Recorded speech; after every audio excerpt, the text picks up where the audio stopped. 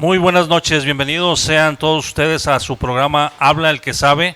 El día de hoy tenemos la presencia de un buen amigo, lejos de ser el líder y coordinador nacional del Partido del Trabajo aquí en Jalisco, además diputado federal por Tlaquepaque, el amigo José Luis Sánchez. Bienvenido. Muchas gracias, diputado. Armando. Gracias por la oportunidad.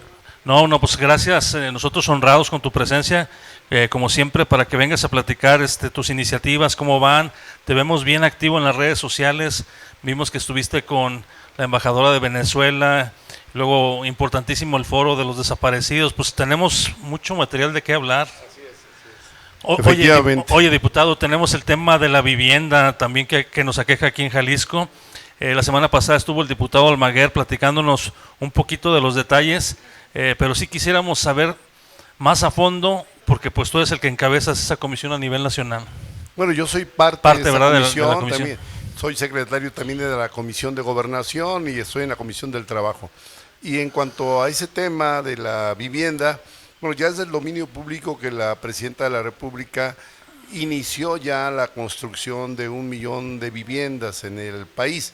Para responder a esta demanda tan sentida, tenemos un gran rezago en este campo.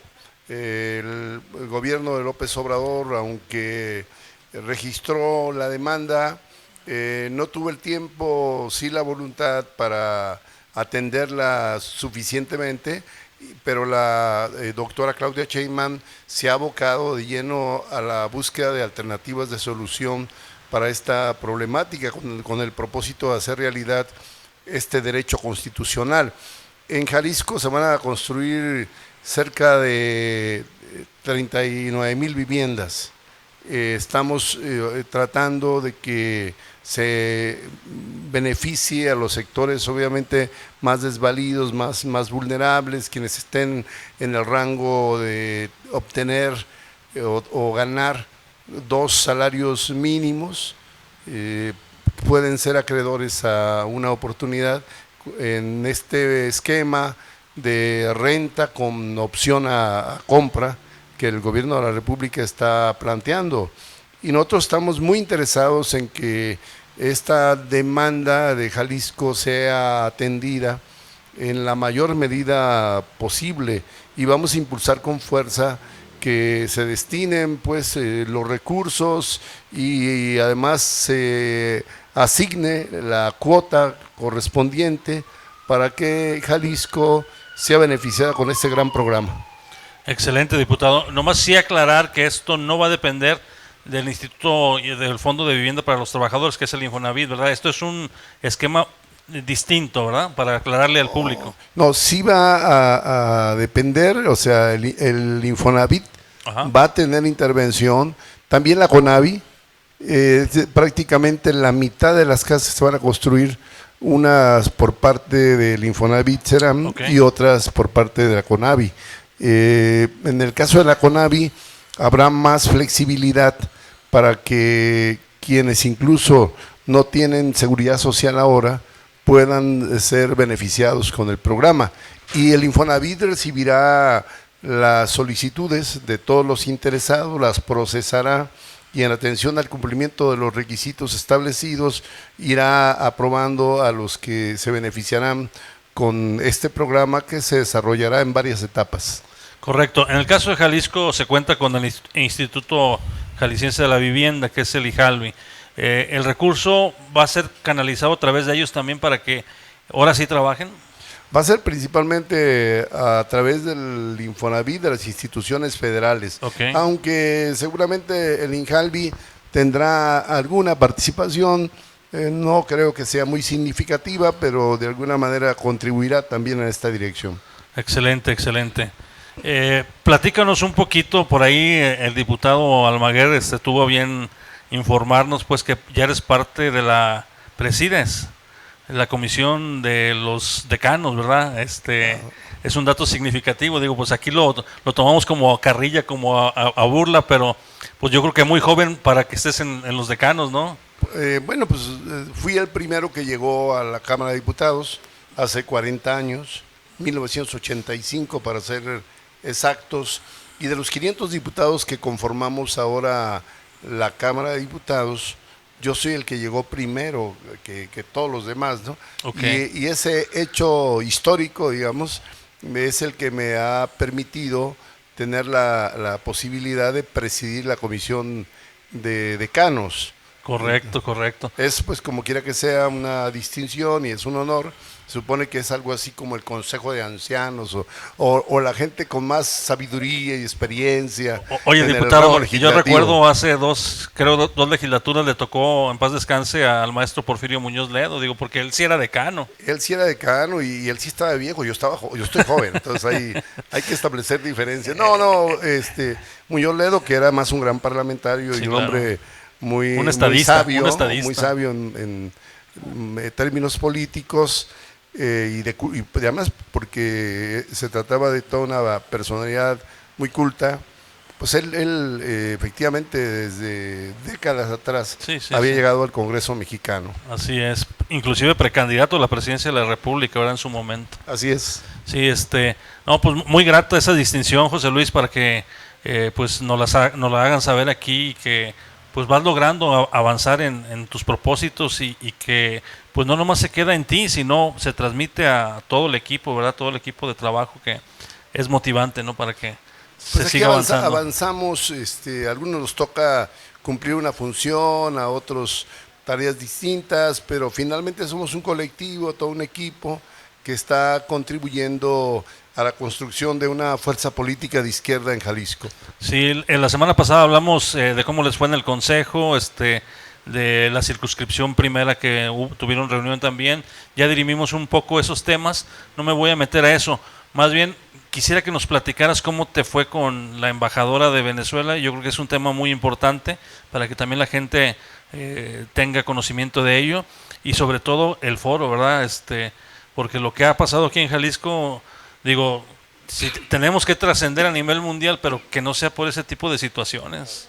Lamentable, pues, que sea por ese motivo, por el caso de la crisis humanitaria que estamos viviendo. Así es. Y sobre todo el fenómeno criminal o el caso de lesa humanidad, que son los desaparecidos, ¿no? Así es. Que por cierto, pues no son poquitos, ¿verdad? Eso, justamente el hecho de tener 18,000 desaparecidos y contando todos los días. Hoy se suman jóvenes de la Universidad de Guadalajara. Sí, creo que 20, ¿verdad? Que tienen esa condición. Es lo que nos ha convertido en ser en líderes a nivel nacional de este fenómeno criminal.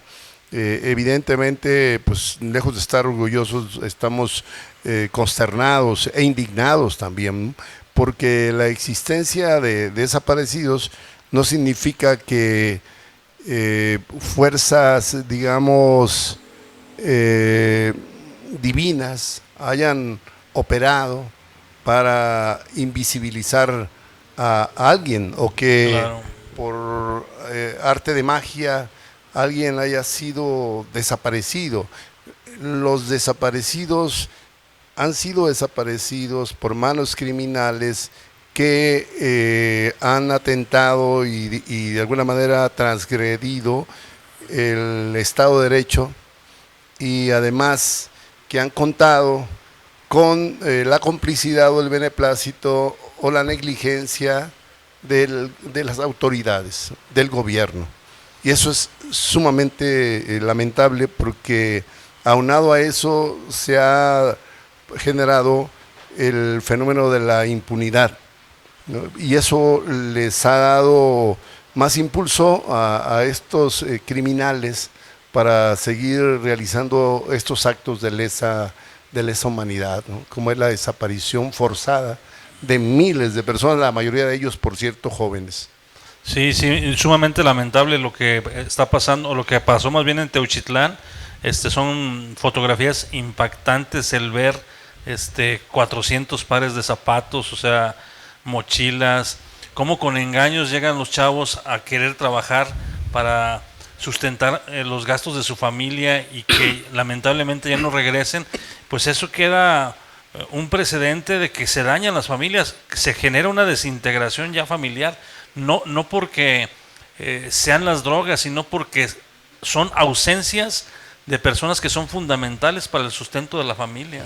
No, y además, bueno, quien tiene esa desgracia de perder a un ser querido, de no saber de su paradero, pues es muerto, se muere en vida, ¿no? Así porque el sufrimiento y la angustia es tremenda y profunda, ¿no? Y la gente se desvive queriendo saber dónde puede estar su familiar desaparecido, ¿no? Incluso algunos quisieran saber dónde está, aún si estuviera muerto, ¿no?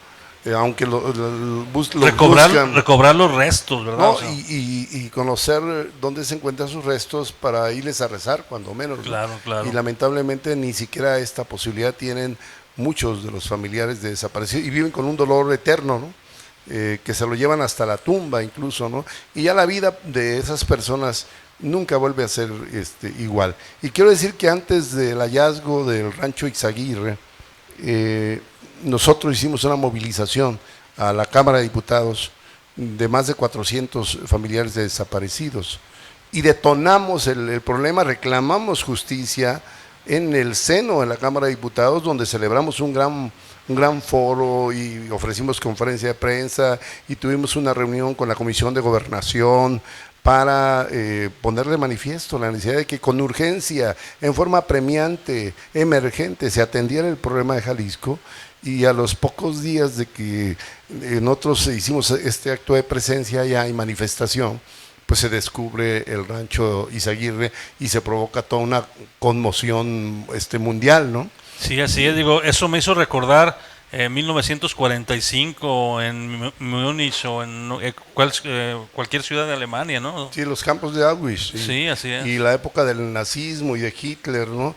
Increíble, pues, que nosotros tengamos que vivir esa cruel y dolorosa experiencia, porque hay quienes, en el caso del rancho Izaguirre, cuestionan que no haya sido campo de exterminio, ¿verdad? Es decir, que en todo caso era un campo de concentración y de entrenamiento, aunque está comprobado que se realizaron ejecuciones ahí, pero no nos olvidemos que en Jalisco se han descubierto más de 300 fosas clandestinas, que en el caso del municipio de Tlajomulco se hallaron 70 fosas, y en el caso de Zapopan 40 fosas, y otras tantas en el resto de los municipios de la zona metropolitana y en el interior, y en cada fosa había 5, 10 restos humanos, 50, 70, por lo tanto los campos de exterminio han existido y se ha probado que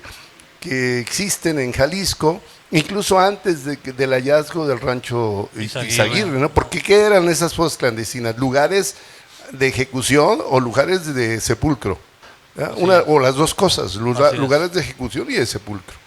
Lamentable, porque además eso nos acredita plenamente que la pena de muerte, que está prohibida por la Constitución, existe en Jalisco. Alguien la está ejecutando, ¿no? Y la están aplicando al margen de cualquier regulación y marco jurídico, porque en el caso de los Estados Unidos, donde en algunos estados existe la pena de muerte, aunque hay una tendencia abolicionista a nivel mundial, ¿qué es lo que ocurre? El condenado pues tiene, o el acusado tiene la posibilidad de defenderse y de intentar acreditar su inocencia, y solo al final, cuando se emite ya la sentencia es cuando se procede a la ejecución. Y aquí ni esa posibilidad tienen ninguno de los que son condenados a muerte por esas manos criminales que han operado con mucha impunidad en Jalisco, y desgraciadamente con la complicidad de los gobiernos entreguistas y antipueblo, vendepatrias que hemos tenido. Y no nos olvidemos que en el caso de Jalisco,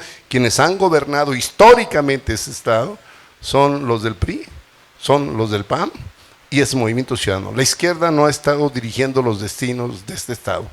Así es, no, muy lamentable, y el promedio de edades de esos desaparecidos radica de los 18 a los 40 años, es el grosor. Así es muy lamentable, porque es la fuerza productiva del Estado, imagínate. Se trata de jóvenes y es un genocidio ya, cuando va enfocado ya a un sector de la sociedad, ¿verdad? Y además es sistemático, pues se trata de un genocidio.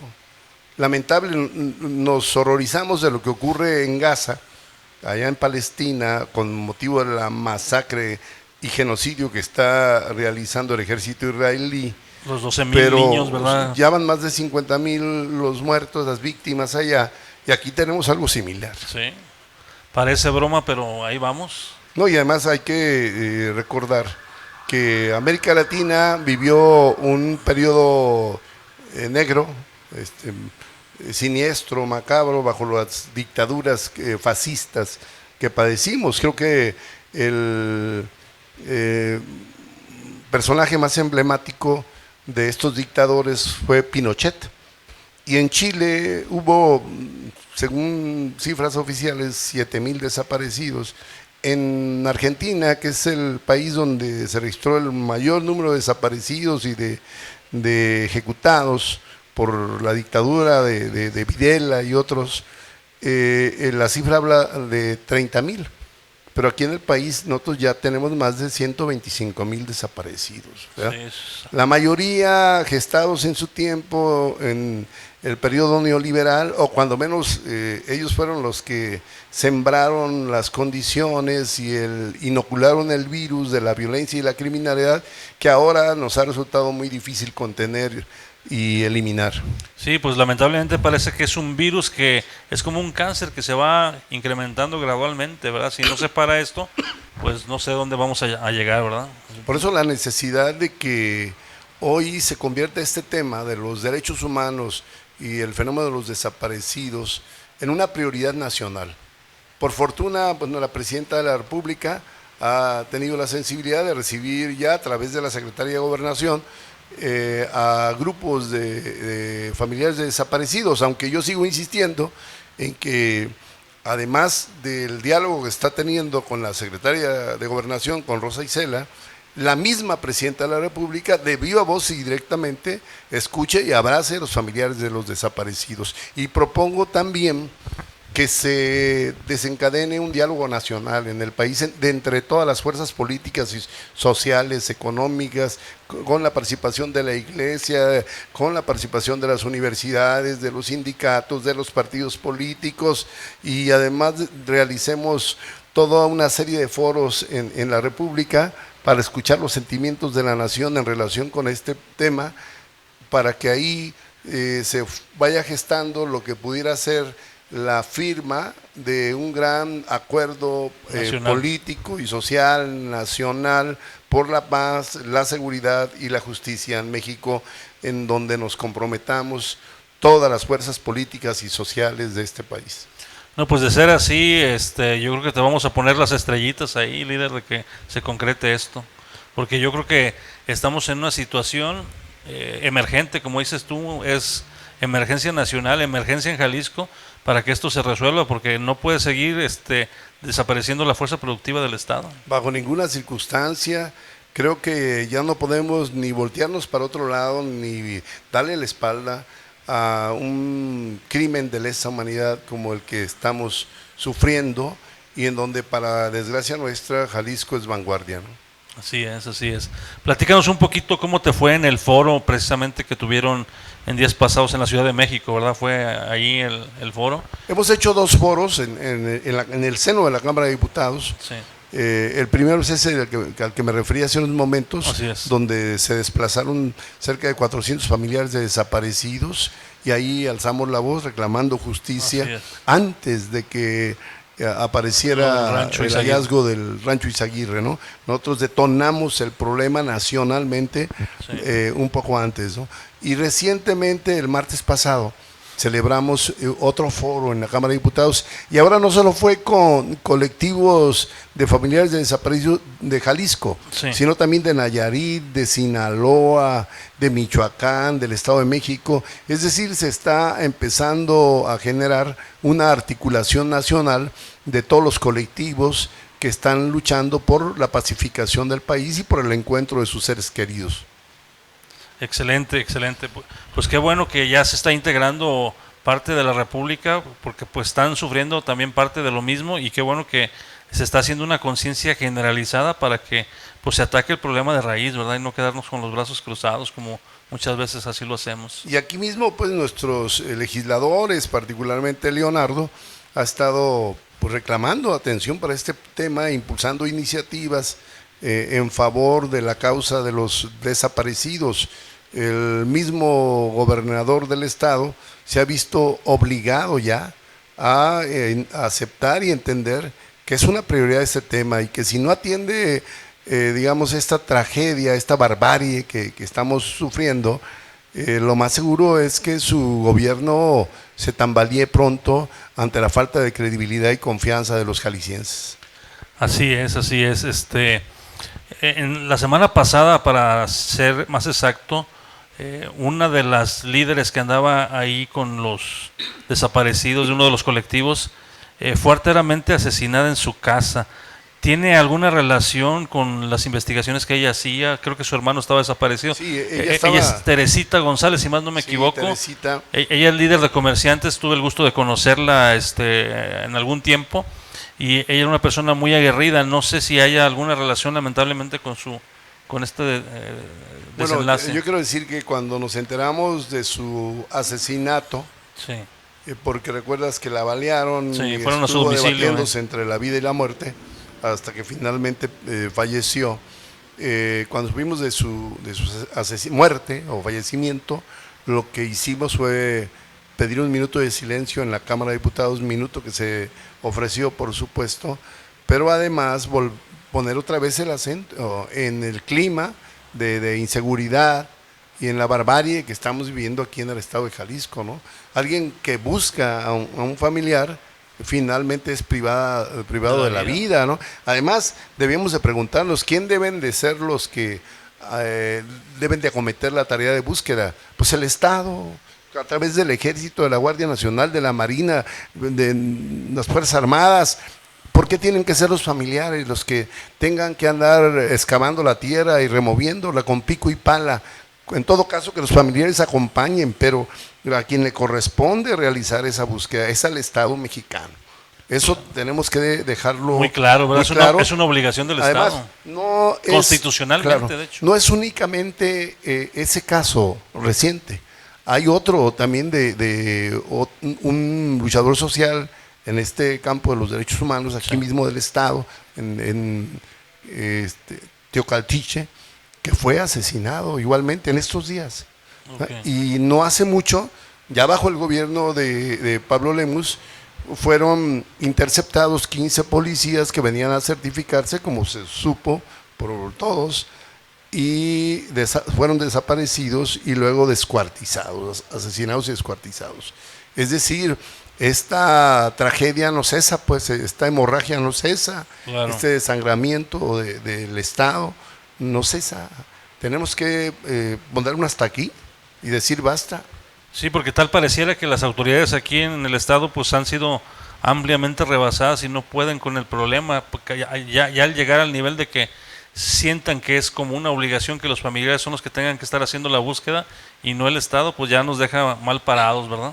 Pues la negligencia y complicidad de que hicieron gala los gobiernos pasados y presentes en el estado de Jalisco fue el caldo de cultivo que permitió que este problema se desbordara y ahora el problema nos devora, y estamos impotentes y somos incapaces para contenerlo. Entonces creo que tenemos que romper ese esquema y esa parálisis y esa negligencia y esa complicidad y hacer los cambios que sean necesarios para finalmente combatir con mucha energía y fuerza este fenómeno criminal. Sí, totalmente de acuerdo. Antes de seguir el siguiente tema, tengo aquí ya varios saludos y quiero externarlos. Permíteme un minuto, por favor. Sí. Tenemos a Cristian. Ya los perdí.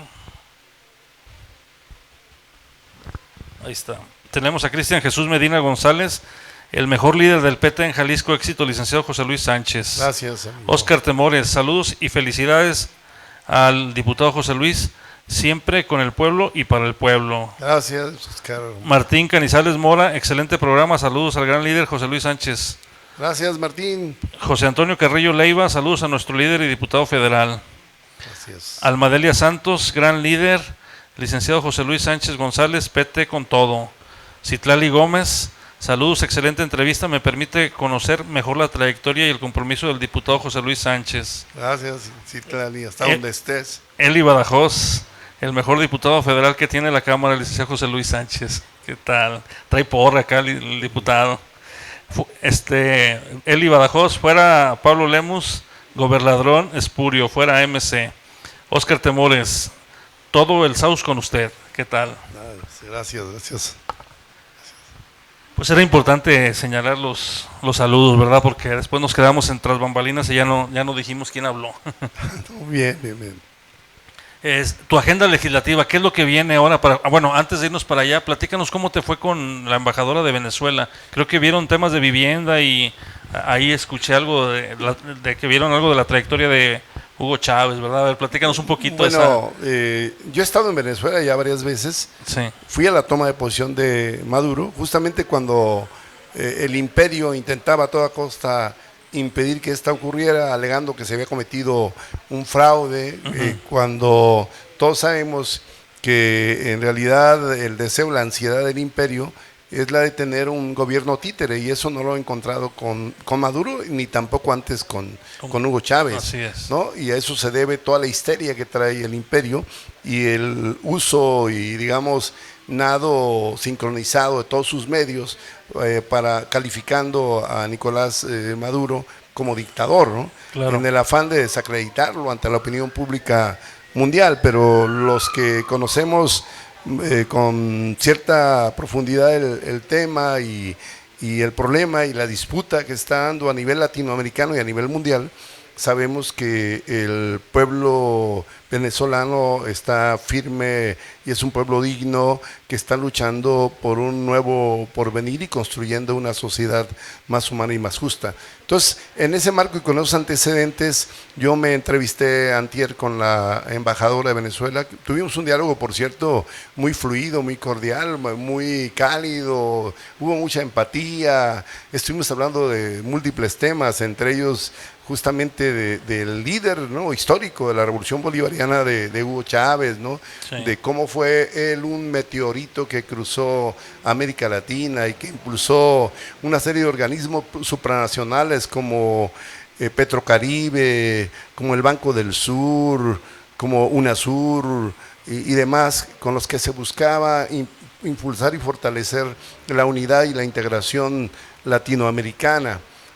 Incluso hablamos de la posible inoculación del cáncer que lo llevó a la muerte, sí, por parte del mismo imperio, porque en ese tiempo ocurrió que le pegó cáncer a Lula y también a Cristina Fernández, a líderes destacados de América Latina, ¿no? Y los gringos con su tecnología y su perversidad, pues son capaces de eso y demás, todos los años. ¿Cabe esa posibilidad? Cabe esa posibilidad, claro, se ha elucumbrado mucho al respecto, pero luego nos fuimos al tema de la gran misión vivienda. Sí.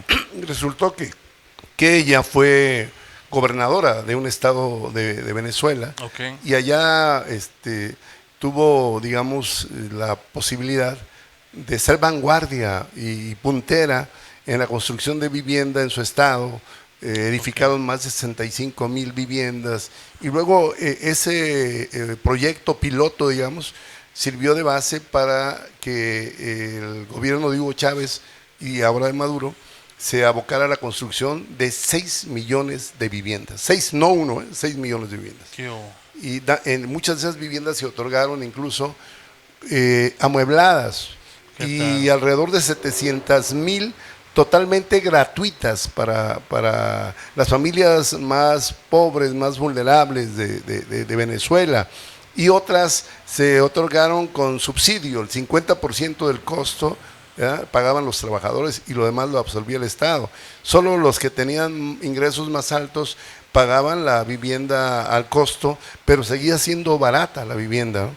Entonces fue un gran logro, una gran realización del gobierno bolivariano, que yo digo que es muy importante conocerla para tomar todos los aspectos que consideremos positivos y rescatables, con la finalidad no solo de construir 1,000,000 de viviendas, sino, no sé, 8 o 7 millones de viviendas en México. Yo mismo en la tribuna he propuesto que, además del 1,000,000 de viviendas que se va a construir, que sigue siendo limitado e insuficiente, con todo y que es un paso hacia adelante, y lo reconocemos y aplaudimos el esfuerzo de la presidenta, habría que impulsar la construcción y entrega de 1 millón de lotes con servicios, con agua, luz y drenaje, ¿no? Y que la misma gente empiece a edificar viviendas, y yo en ese sentido, o en ese aspecto, donde yo tengo mucha experiencia, porque fundé más de 70, 80 colonias populares en Nayarit, Jalisco,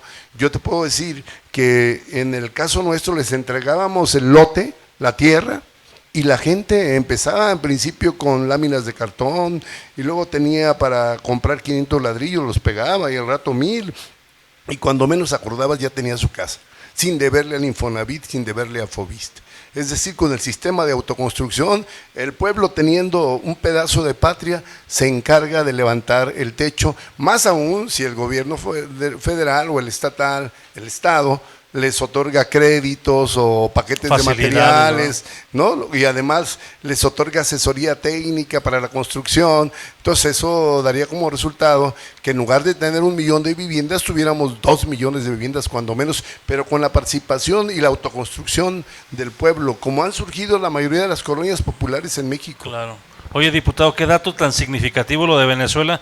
Es importante recalcarlo porque normalmente o habitualmente los medios nos enseñan el lado oscuro de Venezuela, no nos enseñan las cosas positivas que han hecho los gobiernos, y el entregar 6 millones de viviendas, pues yo creo que no es nada fácil, ¿verdad? No, pero además te comentaba, 700,000 se entregaron gratuitamente. La gente tomó posesión de su vivienda teniendo amueblada la vivienda. Hasta me contaron la historia y la experiencia.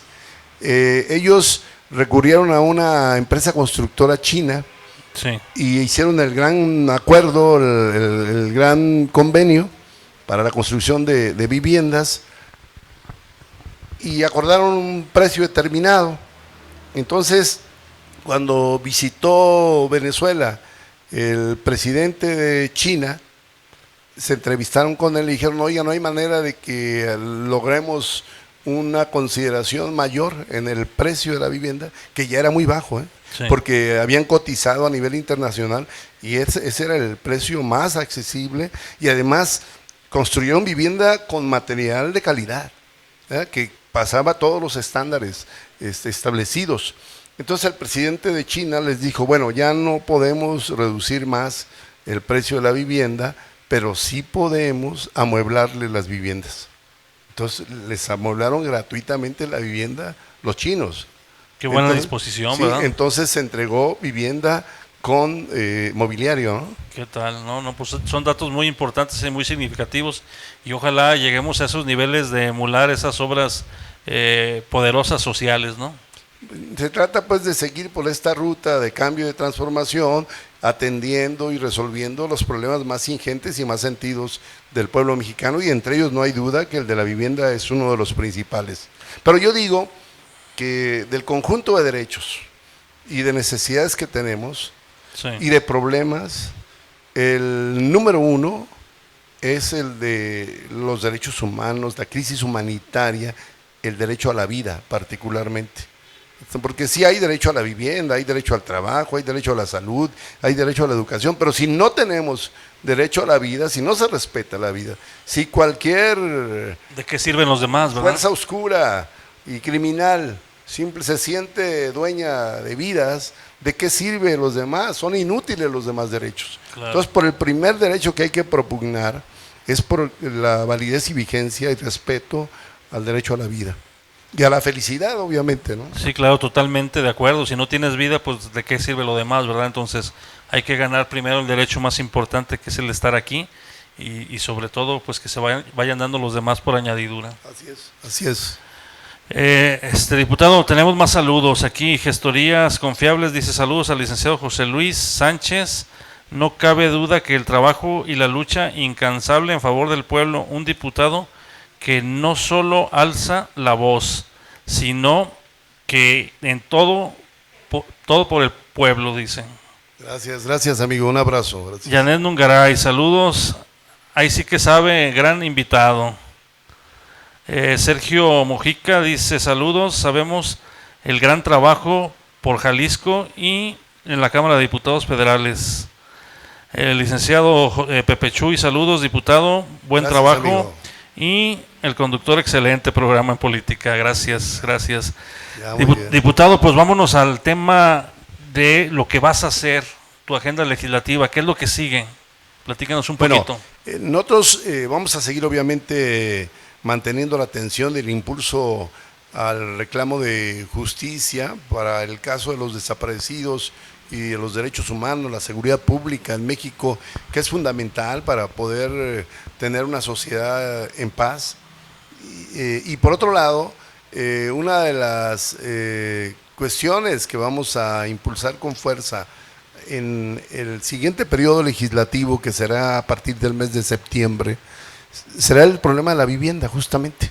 Nos vamos a organizar un gran foro, con ese arrancamos, un gran foro en torno a ese tema de la vivienda, para no quedarnos solo con la iniciativa de la presidenta Claudia, que es una gran iniciativa, no hay duda, claro, pero es una iniciativa frente a la gravedad del problema y el rezago que hemos tenido, pues limitada. Sí, claro. Y la idea es aportar ideas, propuestas, iniciativas que permitan su complementariedad. Y en ese aspecto y en ese ámbito, donde nosotros tenemos mucha experiencia, queremos hacer aportes, contribuciones. Por eso realizaremos ese gran foro para escucharnos mutuamente y finalmente culminar con propuestas constructivas. Por otro lado, nosotros estamos claros de que uno de los grandes problemas de este país, aunque mucha gente no lo visualiza todavía, no lo percibe, porque pese a su gravedad, es un problema que está como en la periferia o que se siente así muy remoto, pero es el que más impacta y golpea el presupuesto y la economía. Me refiero al problema de la deuda externa. Okay. Hoy debemos 17 billones a los Estados Unidos de Norteamérica y a otros deudores, ¿no? Pero principalmente al imperio. Y el pago del servicio de la deuda es monstruoso, es monstruoso. Y si seguimos por esta ruta, porque además la deuda sigue creciendo, López Obrador postuló que no sería el endeudamiento su prioridad, y sin embargo, pues él recibió una deuda de 8 o 9 billones, y terminamos con 17 billones, se duplicó. Pero por los puros intereses únicamente. Por los intereses y porque la deuda está contratada en su mayoría en dólares. Ups. Entonces con las alzas del dólar también se incrementa el monto de la deuda. Claro. Entonces esto tenemos que enfrentarlo y darnos cuenta de que por ese camino vamos al abismo, ¿no? Al rato todo el presupuesto nacional va a ser para pagar los intereses, ni siquiera el capital, los intereses de la deuda. Entonces vamos a desarrollar un foro que verse sobre este tema. Y el otro tema que vamos a abordar es el de la reforma fiscal. No puede ser que nosotros sigamos con el sistema tributario que nos legaron los neoliberales, al cual no le hemos introducido ni puntos ni comas. No, hemos sido más exigentes en el aspecto de combate a la evasión y a la elusión fiscal. Sí. ¿No? Ahí hemos puesto el acento, pero no aumentamos los impuestos ni creamos nuevos impuestos.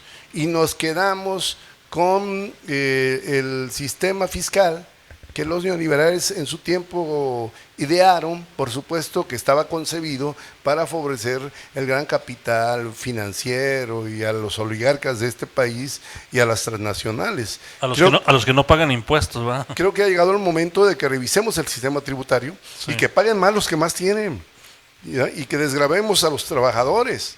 Claro. Es decir, que esa es la manera que nos permitiría recaudar más ingresos, tener más recursos para impulsar el desarrollo nacional y el bienestar popular. Esos dos temas los vamos a centrar nosotros en el próximo periodo de sesiones.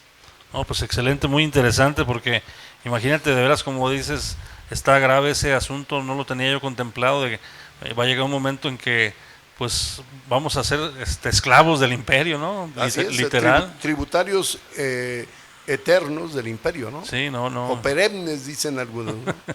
Qué lamentable. Y para Jalisco, ¿hay algo que quieras o que vas a hacer para incrementar alguna partida presupuestal o algo que se vaya a dar? Bueno, en el caso de Jalisco, nosotros seguimos primero estructurando nuestra fuerza, sí, acrecentándola, forjando toda una fuerza social y política para luchar por el cambio de gobierno. En la primera oportunidad o en la siguiente coyuntura electoral, porque avanzamos mucho, sí, logramos diputaciones, senadurías, logramos ayuntamientos, regidurías, pero al final de cuentas los que están al frente del gobierno son los mismos que vienen desde hace 7 años, ¿no? Ajá. Y ya si nos vamos más allá y tomamos en cuenta, digamos, las características de sus gobiernos, pues que los mismos que han gobernado este estado desde hace 90 años. Claro. O sea, con esa visión de siempre favorecer a los de arriba, relegar a los de abajo, de creer que los apoyos sociales son, digamos, gasto inútil, ¿verdad? De no colocar en el centro al ser humano y de no priorizar las necesidades y problemas fundamentales de los jaliscienses, solo pensar en la utilidad, en la ganancia, en el negocio, en el enriquecimiento personal. Bueno, esas políticas y esas lógicas tenemos que derrotarlas y para ello hay que organizar al pueblo. Entonces, por un lado se está pugnando porque haya atención al problema de los derechos humanos, por otro lado se está combatiendo las pretensiones de incrementar impuestos, ¿no? Como en el caso de las tarifas del agua. Estamos visualizando el tema ya del transporte, vamos a meternos a fondo, y en el caso de la salud, pues exigiéndole al gobierno que firme el convenio con el gobierno federal para que lleguen acá todos los beneficios, ¿no? Y el sistema de salud se mejore. Vamos a estar metidos en esas luchas. No, pues excelente. Por ahí el diputado Almaguer nos decía que él está pugnando porque el apoyo para las personas con discapacidad pues no se quede a los 29 años, sino que sea universal y que se amplíe, ¿no? Exactamente, porque esa limitante habiendo condiciones para que reciban el apoyo de por vida, ¿no? Por así decirlo. Porque tú recordarás que Alfaro particularmente estuvo muy desafecto con el gobierno federal, prácticamente en rebeldía y en enfrentamiento. Entonces eso impidió que muchos programas nacionales no se aterrizaran en Jalisco por la barrera que ponía el propio Alfaro. Ahora se trata de derribar todo eso y posibilitar que todos los beneficios y bondades de los programas federales pues lleguen a Jalisco, ¿no? Particularmente en materia de salud. Sí, y también vi una iniciativa muy interesante de un diputado de Morena, de Alberto Alfaro, en darles el transporte gratuito precisamente a las personas con discapacidad y a los adultos mayores. También se me hace muy interesante esa demanda se ha estado impulsando desde hace tiempo. Qué bueno que Alberto Alfaro la retoma, pero por supuesto que la compartimos. Claro. Y además, en mi caso particular, yo estoy a favor de la pensión para madres solteras. Ya la presidenta está haciendo mucho de manera indirecta en esa dirección, con la beca que se le está otorgando ahora a los estudiantes de secundaria, pero en el abanico está contemplado los niños de preescolar y de primaria. Y eso indirectamente es una ayuda para las madres y para los padres. Pero al margen de eso, yo creo que sigue siendo válida la exigencia y la propuesta de que se otorgue una pensión a las madres solteras. Sí, totalmente de acuerdo, es importantísimo porque pues son el sustento de la familia y más si tiene pequeñitos chicos, ¿no? Imagínate qué gravoso, ¿no? Hay más saludos. Oscar Temores dice aquí, seguimos escuchando este gran programa y deja quitarme los lentes. Sí. Y más teniendo un gran invitado, el diputado José Luis Sánchez, saludos. Y nos manda saludos el buen Antonio Ramírez, saludos al buen Toño. Está conectado. Gracias, mi Toño. Diputado, nos queda poco tiempo. Si quisiera preguntarte, viene un proceso electoral ahora para el 1 de junio, jueces y magistrados. Platícanos un poquito de eso, qué es lo que sabes, cómo debe participar la ciudadanía. Pues invita a la gente, no sé qué es lo que puedas dialogarnos con relación a esto. Bueno, yo en mi condición de diputado federal, no como dirigente de partido político y también como ciudadano, pues hago un llamado a la ciudadanía a participar en esta elección. a salir a votar el 1 de junio, ¿verdad? Por el perfil que mejor les parezca. Sí. Lo que yo destaco de esta elección es que se le está devolviendo el poder al pueblo. Porque antes, ¿quiénes elegían a los jueces, a los magistrados, a los ministros? Eran designados. Era una cúpula, era una élite, ¿verdad? Era, digamos, una minoría iluminada y privilegiada. Era el gobernador, sí, ¿no? Era el presidente de la República, y eran las cuotas partidarias, ¿no?, que pactaban las organizaciones que estaban representadas en el Congreso. No era el pueblo estaba ajeno al nombramiento y elección de los impartidores de justicia. Ahora el gran cambio, un cambio radical, es que quien va a elegir a los jueces, magistrados y ministros es el pueblo, es la ciudadanía. Un previo conocimiento de los perfiles de los que aspiran, y en un acto de libertad y de democracia va a votar por el que considere que es mejor para formar parte del Poder Judicial de este país. Aunque yo soy de los que piensan que es bueno elegir a jueces, magistrados y ministros, pero que también hay que renovar por ese mismo medio las fiscalías y los ministerios públicos. Porque el sistema de justicia en México empieza en los ministerios públicos, en las fiscalías, y muchas veces estas son nidos de corrupción. Entonces, de poco va a servir que hagamos reformas y cambios en el Poder Judicial si no combatimos el cáncer que hay en las fiscalías y en los ministerios públicos. Y en el caso del Rancho Izaguirre, quedó demostrado que estando bajo resguardo de la Fiscalía Estatal, esta fue omisa y cometió muchos vicios e irregularidades en lo que se refiere a su función y actuación ministerial. Eso lo que prueba es que las complicidades y la corrupción ha llegado desde hace tiempo también a las fiscalías y a los ministerios públicos. Entonces, elijamos ahora a los jueces, magistrados y ministros, pero no perdamos de vista la necesidad de votar también las fiscalías y los ministerios públicos en su momento, y junto con ello depurar las policías, porque están infiltradas por el crimen organizado, ¿verdad? Y además irnos hasta el sistema penitenciario, en donde también la delincuencia, la criminalidad ha sentado sus reales.